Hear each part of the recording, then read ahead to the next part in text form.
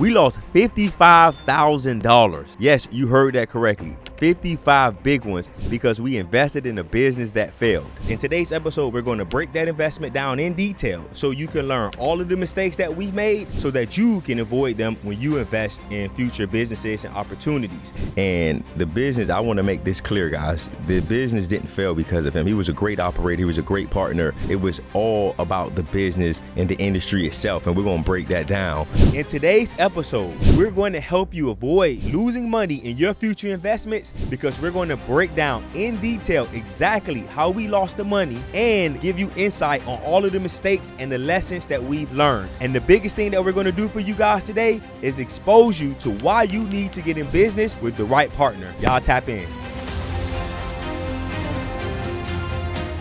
Welcome to another edition of the Expose and Expand podcast show. I'm the man with the plan, Jeremy Mathis. I'm Joshua. I'm going to give you the game, Mathis, and welcome to another edition of the Expose and Expand podcast show where we expose you to the ideas, the strategies, the struggles, the failures, the people, and the experiences that have gotten us from zero to millions. Kenny Rogers is a singer that wrote a song called The Gambler. There's a famous line in that song that says, know when to hold them, know when to fold them, know when to walk away, and know when to run. That is a lyric that Josh and I have had to learn over the last couple of years in business. We've been investing now in other companies and other business opportunities over the last 5 years. Some of those opportunities and investments have worked out okay, where we made okay money, but the majority of those investments, we've taken losses, real L's, guys. From those L's, we've learned a lot of lessons. Because of our exposure to bad investments, we've learned when to fold them, when to hold them, when to walk away, and when to run. Investing is just like gambling. You have to know when to cut your losses, you have to know when to stop, and you have to know when to move on so you can live to fight another day, as they say. Investing has cost us a lot of pain, a lot of agony, and it's something that we want to help you guys avoid. In today's episode, we're going to expose you to how we recently lost $55,000. Yes, you heard that correct. $55,000 in a recent investment that we've lost. In today's episode, we're going to break that investment down in detail so you can learn all of the mistakes that we made so that you can avoid them when you invest in future businesses and opportunities. By the end of this episode, you will know what to do, when to invest, when you're investing in companies, and what not to do when you invest in companies. We're going to give y'all some real game today so y'all ain't got to lose no money like your boys have lost a lot of money over the last couple of years. Let's get right into it. For this episode, before we get started, I first want to shout out our partner on that business venture. He's one of our brothers. And the business, I want to make this clear, guys. The business didn't fail because of him. He was a great operator. He was a great partner. It was all about the business and the industry itself. And we're going to break that down. So the first thing I want to talk about or tell people is what the business was. So for us, guys, it was long distance truck driving. It was hot shots. It wasn't 18-wheelers. We was doing hot shots, and it was in the trucking industry. So a hot shot, just so you know, is essentially when you get like a dually, a pickup truck, and you you attach a trailer to the back of it, for those that don't know what a hot shot is. So. Gotcha. Thank you. So that business, like Jeremy just explained, it was hot shots. And we got into the business, what was it, November 2021 is when we got started with the business. And we're now in 2024, and we shut the business down in 2023. So I just wanted to give people some context and help them understand what the business was when we got started and when we exited that business. We literally exited the business the last day of 2023. December 2023 was our last day in that business. We had to stroke a check to get out of that business. We had to stroke a check of about $27,000 to get out of it. And when you hear me say stroke a check for $27,000, you're going to say, Jerm, you just said y'all lost 55. Listen to the rest of the episode. We're going to break down how that totaled up to $55,000. So Josh just told you what the business was. It was over-the-road truck driving. And the reason why we got into it was two reasons. Number one, we wanted an additional stream of income. Like so many of us, we chased this fallacy of 7 streams of income way too early.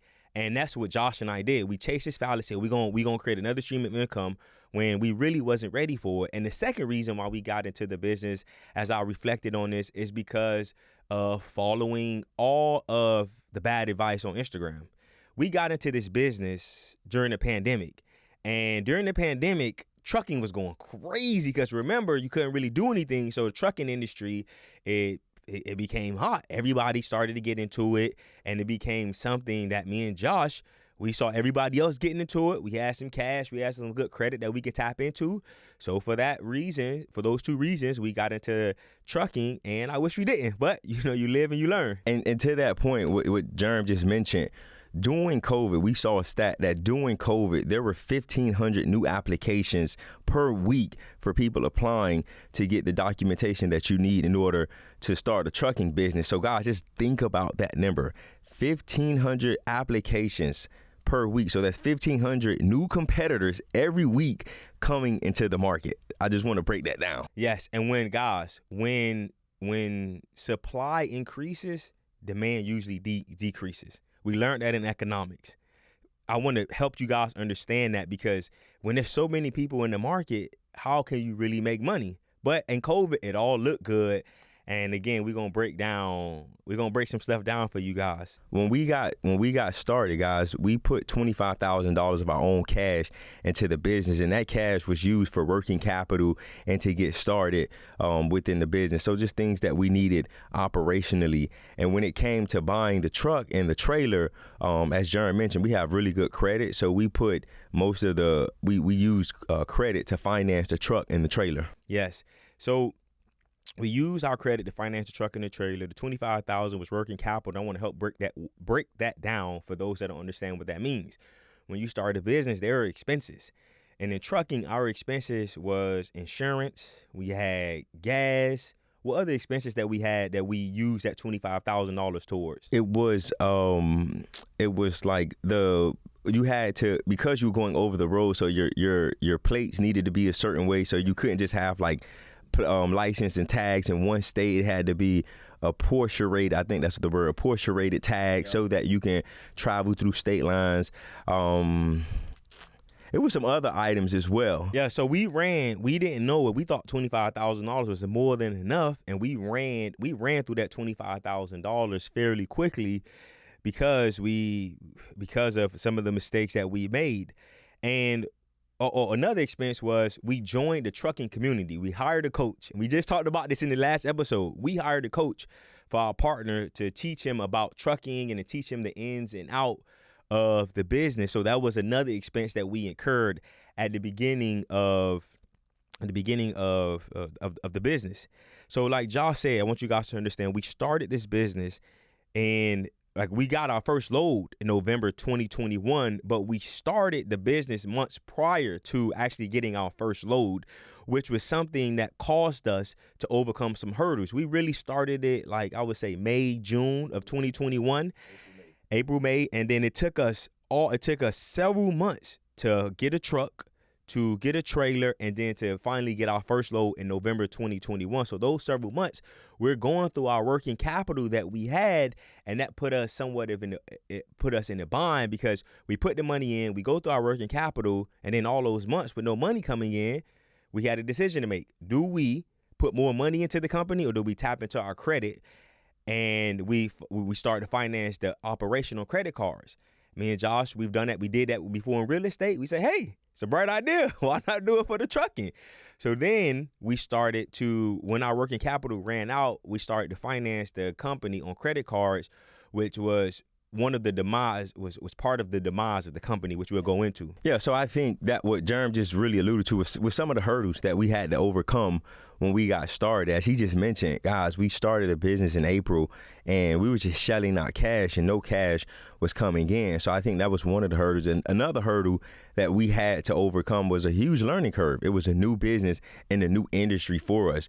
Yes, we had business understanding, we understand business, but we didn't understand the trucking business. We didn't understand the trucking industry. So that's why Jerm said we hired that coach. And yes, that coach did help us get up and running, but still there's a lot of learning that has to happen through trial and error. Because what a coach is telling you, a lot of it is just theory until you really go out there and get it, right? So that was one of the big hurdles that we had to overcome. As far as getting into the industry and hiring that coach, a mistake that we made was actually not doing any research, because we really didn't do any due diligence. And if we would have done due diligence, we would have understood that we probably shouldn't have gotten into the business. Would you agree? Yeah, but why do you say that though? As far as what? If we would have done due diligence, we wouldn't have gotten into the business. Because when we got into it, we did no research. We really got into it off the hype. Yeah. We looking at everybody on Instagram, all the people. Oh, I'm making money with my truck. The trucking gurus. The truck. Here's the receipts. Here's the load. Here's this. Here's that. And we brought into the hype. And I wish we never did, but whatever. Another hurdle that I want to talk about that we had to overcome once we first started the company was, I alluded to it earlier, but I want to help you guys really understand it, that it took us 7 to 8 months just to start making money. All of our working capital ran out, and then before we got our first load, the company was $15,000 into debt. So guys, think about this: $25,000 of me and Josh cash gone. And then we put $15,000 on a credit card, and we started the business with $15,000 in debt, high interest debt, because it was a credit card, and that was something that negatively affected us all the way up until we actually shut the company down. I think too, I want to dive a little deeper and help people understand, because we're saying it was 20. Where did that $25,000 go? I want to break that down for the audience and help them understand that, one, as we had mentioned, there's a lot of operational costs on the back end. You need a MC, I think it was an MC number, so you had to pay for that. We didn't know really how to do that, so we had to hire somebody to help us get that number, to get that MC number. We had our partner in that business. He wasn't working, so he needed money to sustain his life. Luckily, it was just him, and he didn't have a family to provide for at that time. But we needed to make sure that he had money in his pockets to continue to live his life. Do you remember some of the other expenses that we had? I already said it. You paying attention? You here with me? Or you outside? I'm here. Because I asked you that. You sure? I'm here. I think your pants too short and it's cutting off your circulation. You missing a couple things, my boy. That boy don't know what fresh is when he see it. So Josh alluded to some of the expenses and some of the problems that we ran into with our expenses. Another hurdle that we had to overcome when we first started the business was a partner who was new to business. Yes, me and Josh had at that time, we had 12 years of experience, but we still were operating other companies. We brought in this partner, one, to give him an opportunity, but two, to help us to grow this company. But he was also new to business, and as a new business owner, there are things that you can only learn OJT, on the job. It's certain things that you just cannot tell somebody. They have to go through that and they have to learn it. And we went through a lot of bumps and bruises, not because of him, but just because of him being fresh in the industry. And that's something that he took to the chin and he learned, and he did a good job of learning those things. I think too, a lot of people don't put value on experience. Yeah. Experience is so important when it comes to business, right? Our business experience helped us understand some of the trials and errors that we were going to make going into it. For a lot of business owners, new business owners, they just think everything is sunshine and rainbows. We're not going to have any issues. Everything is going to work exactly the way that I set it out to work. And we've been in business long enough to know that everything that can and will happen, it will happen, so that was one of the biggest, that was another thing. So again, our partner, he's a great person, and he was a great operator, but again, there are certain things that you just can't pay for, and experience is one of them. Yeah. When you say, how did you learn that things don't always work out great in business, and it's not always sunshine and rainbows, and you have to go through those hurdles? How did you personally learn that? It was just experience. Yeah. It was experience for us. For us, one of our, because I sit back and I analyze and I say, what are we really good at? And I think the thing that separates us from a lot of people, we are great starters. Like we mentioned this, I think episode 6. We take massive and perfect action, and we do that really well. So we know how to get started, but when we get started in anything new, the bumps and the bruises happen. We say when we got started in real estate, we thought we was gonna get our first deal in 2 months, 3 months. It took us 6 months to get that first deal. Most people, because they have that expectation, I'm gonna get my first deal in 30 to 60 days, and when it doesn't happen for them, they give up and they quit. For us, that's just not us. So we've been through several different business ventures, and we understood that it's going to take time to get to what we're trying to get to. We understood that there are going to be trials that you're going to have to overcome. Yeah, no, for sure. So another hurdle that I want to talk about that occurred when we got into this and why it took us so long. Because again, remember guys, we said we started like in May and then we didn't get our first load until November. If you remember during COVID, prices shot up through the roof and supplies and everything really decreased. Cars, the inventory for cars, almost anything, it decreased because of what happened during COVID. And that was a huge issue for us when we first started. It took us forever to find a truck that wasn't overpriced. It took us forever to find a trailer that wasn't overpriced, because during that time, everything was overpriced, and we still ended up having to buy a truck and a trailer that was somewhat overpriced, but it wasn't as bad as what we had experienced those months prior to us getting our first load. Let me correct you, guys. When we first started, we wanted to do 18-wheeling. Yeah. We wanted to have an 18-wheeler. We didn't want to do hot shots, but as Jerm just mentioned, we started the business April or May. So for the first 5 months, we were focusing on buying an 18-wheeler. So our partner at the time, he didn't know how to drive stick shift. So we had to get a manual, or we had to get a automatic truck. It was hard to find, like Jerm just said, because the inventory was down in the trucking market. So that was another delay. We had to shift gears and say, hey, we're not even going to do 18-wheelers. Let's just do hot shots, because we needed to start making money. Because again, we had that $25,000, and every month we're shelling out expenses, but nothing coming in. So 4 months into the business, we made a pivot. Yeah, no, that's a great point.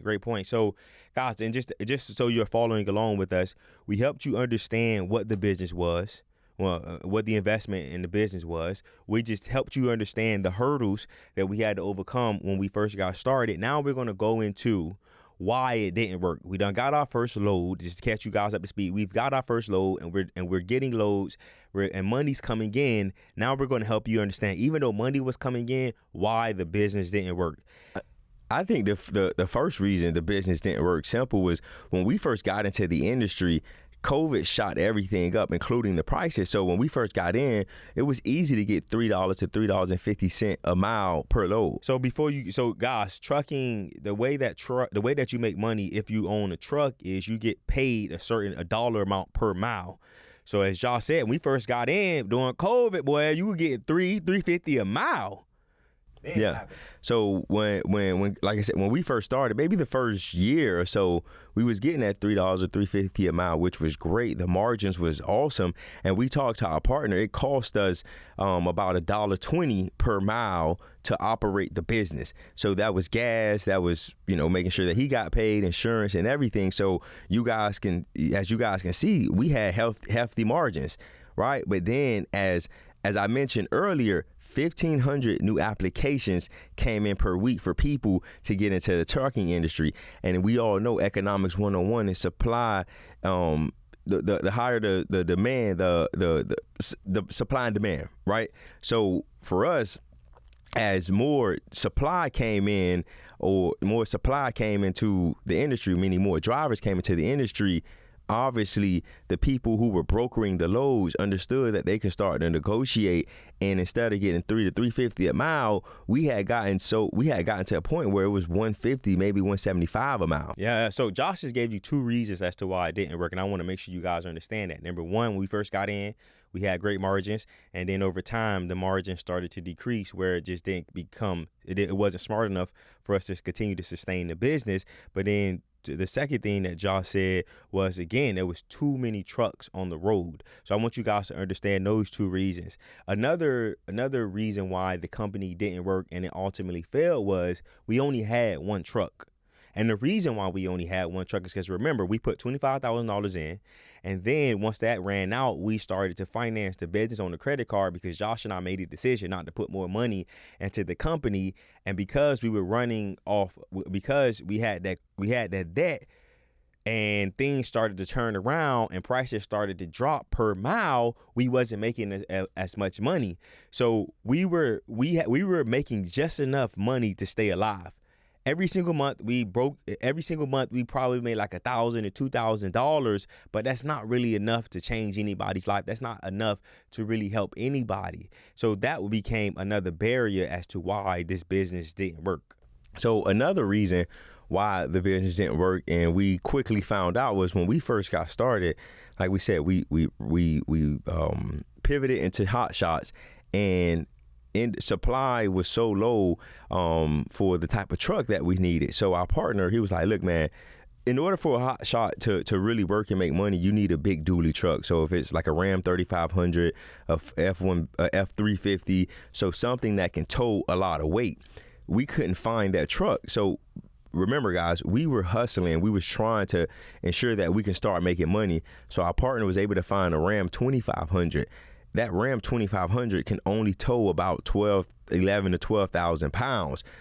And with that being said, like, that limited the amount of materials, that limited the amount of loads that we can get. So there were a bunch of loads that were on the load board, but you needed a bigger truck in order to carry those loads. So when we first started, we had the wrong size truck, and we had the wrong trailer. So we was limited on the amount of loads that we can carry. Yes, agree. Another mistake that we made was we overpaying for the truck and the trailer. When we overpaid for it, that increased our payment per month on the trailer and the truck. And when that happens, you increase your overhead, you increase your expenses. That means you decrease your bottom line. So again, remember, with us overpaying for this, we were struggling every single month to make a little bit of money, and we were fighting for scraps. So over that time of us being in this business, we couldn't get out of debt. And that was something that became a bottleneck for us. It began to really strangle us, that debt, because we tried to get out of debt, and we just couldn't do it. So those were the reasons why it didn't work. Yeah. And now we're going to go into the outcome, which you guys heard at the beginning, but we're going to break it down even more for you as far as the outcome of this. So the outcome, when we say the outcome, it's just like, okay, we shut the business down. Now what? So one of those outcomes is we now have a truck that we own because we couldn't sell the truck when we got rid of the business. So hold on. So just so you guys understand, we made a decision. We made the decision last year, October, November, that we said, you know what, man, our partner wasn't making the money that he needed. He had a new kid. He wasn't making the money. We had never made any money from this company, but it was taking up a good amount of our time. So we made the decision to cut our losses. At the beginning, I said, know when to hold them, know when to fold them, know when to run, know when to walk away, know when to run. We had to learn that. And because of our exposure to bad investments, we knew that we just needed to cut our loss and get out. So we made what I think is a brilliant decision to go ahead and cut our losses and to cut a check. And then Josh is going to go into that. So I wanted to give them context before we continue to go on. But then even so, like, I think also I want to drive home the point and help people understand that for us, we understood that the risk reward wasn't there. Yeah. We had, as the business owner, you and I had all of the risk. Yeah. It was our credit on the line. We signed for a lot of the documents or a lot of the things that we needed for the company. And it was just like, as you just mentioned, we were spending so much time on this business and we wasn't getting any reward from it. So one of the outcomes of us shutting down that business is we now have a $2,000 a month truck payment. Yes. So we have a Ram 3500. We have a Ram 3500 that we could not sell because when we purchased it, as Jerm mentioned, we overpaid for the truck. And now that prices have flattened on vehicles or even dropped, we now have a truck that has 90,000 miles on it, and we owe 90,000 on it. And when we got it appraised, the most that we got offered for was like, what, 45 or 50 grand. And it was too much negative equity for us to sell the truck. So now we have a truck and it's a $2,000 a month payment for us. So now that's one of the outcomes we have to keep. We have this truck that we have to continue to pay on. Another outcome was, as I said, was we lost $55,000. You're asking yourself, how did you guys lose $55,000? Remember, we put $25,000 up front to start the company. We lost that. We had to write a check of about $27,000 to pay off the debt that we had on the company, to pay off other things and other expenses that we had to close down the company. And we also had a few other miscellaneous expenses, but essentially we had to write a check on December 29th, December 30th, 2023, essentially for $27,000. And we shut the company down, increasing our total loss to $55,000. So not only did we lose that money, we're still losing money because of this truck payment that we have to continue to incur because we cannot get rid of this truck unless we write a massive check of between the difference of $90,000 of what we owe and the $45,000 what it was appraised for, and we just don't want to do that. Yeah. Another outcome is the loss of time that we cannot get back. So we've mentioned several times in past episodes that focus is so important. So because we wasn't focusing on our core business, which is real estate investing, you know, we lost that time. Right. So our real estate company suffered because instead of us focusing on that, we're focusing on this trucking company that we wasn't making any money on. The biggest outcome that we got from this, though, was the biggest and best. The biggest and the best outcome that we got from this. You may ask yourself, how can you have a best outcome when you lose that amount of money and time? Was that we gained even more respect for somebody who our partner. So one thing that we didn't say at the beginning was when we even though Josh and I started, we put all the money up, we took all the risks, we still split everything 3 ways. Josh got 33%, I got 33%, our partner got 33%. And when we split that up, I think we did the right thing, but the outcome that we got from the loss was we gained so much respect for our partner. Because he could have easily walked away. Me and Josh had all the risks.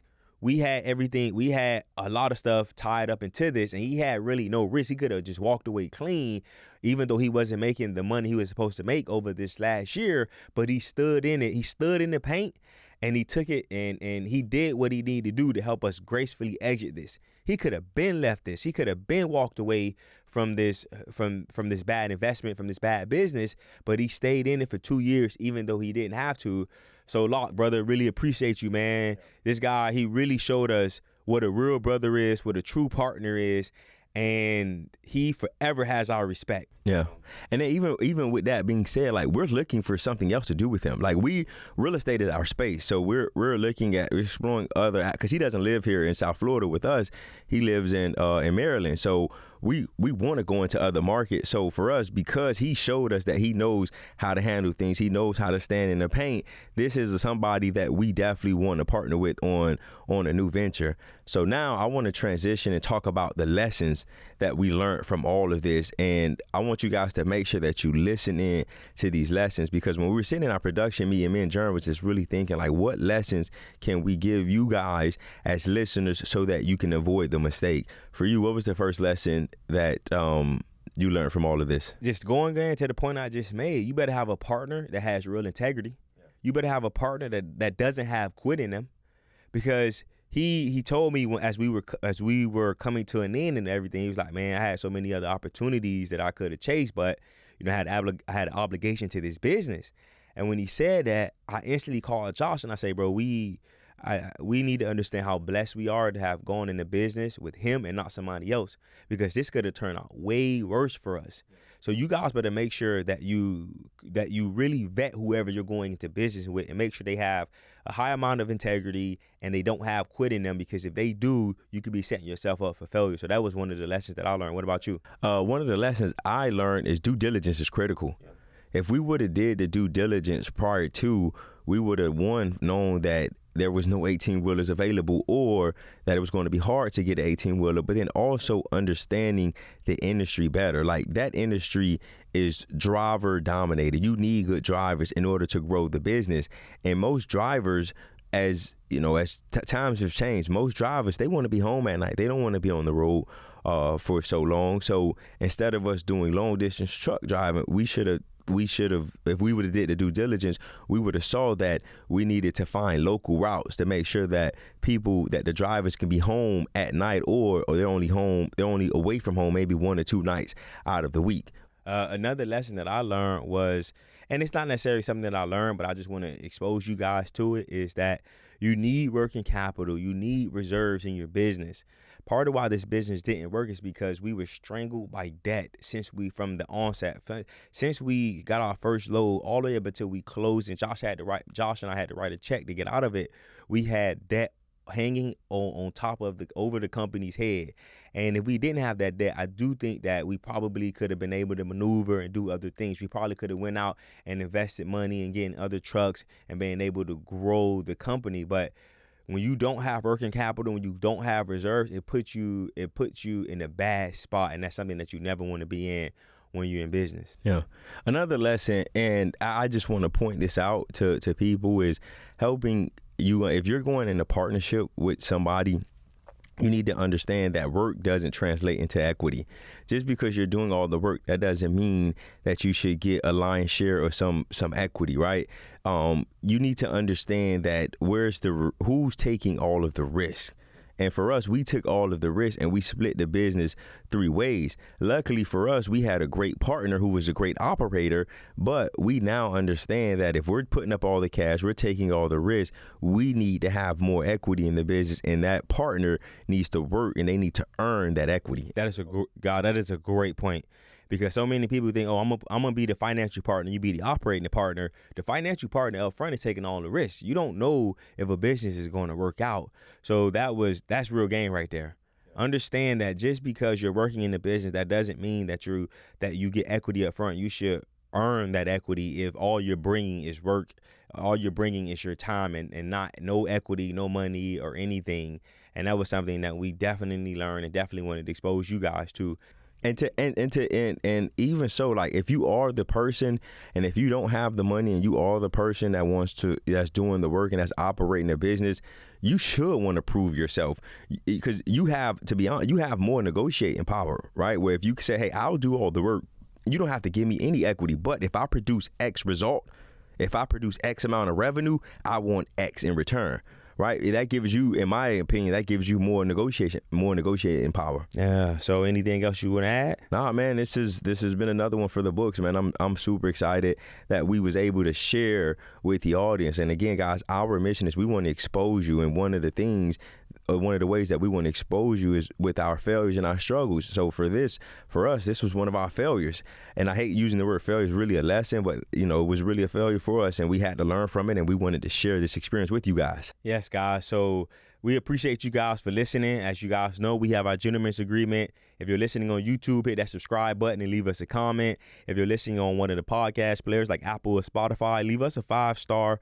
Leave us a 5 stars and leave us a comment as well, and let us know what we can do better. We greatly appreciate it. And then share this episode with somebody, because we know that if you're listening to these episodes, you're going to learn. We're giving you real game that you can go out and apply. Don't be selfish. Expose somebody to this episode and other episodes that we've shot in the past, so that they can learn from our mistakes, so that they don't have to lose any money. Because we're going to do an episode eventually where we break down every investment that we've made over the last couple of years and how much money we've lost, because we've lost close to $1 million in investing.